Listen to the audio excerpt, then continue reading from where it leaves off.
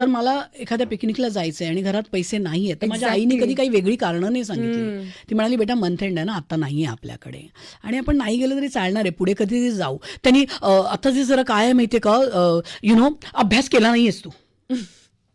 So no, काय असं काही नाही.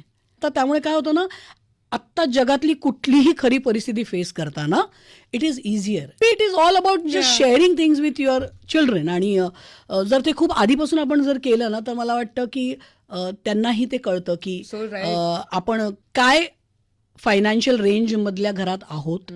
मुलांनी खोटं आयुष्य पण जगायला नको. कारण आपण काय होतं की आपल्याला जे मिळालं नाही, मग आपण आता आपल्या मुलांना जबरदस्ती ते सगळं अरेंज करण्याचा आणि प्रोव्हाइड करण्याचा प्रयत्न करतो. पण त्याच्यात आपण आपल्या मुलांना थोडंसं 2 पावलं मागे आणत नाही आहोत ना, Right. ह्याचाही विचार करायला पाहिजे ना. सो मला असं वाटतं it is all about telling the truth in the family. So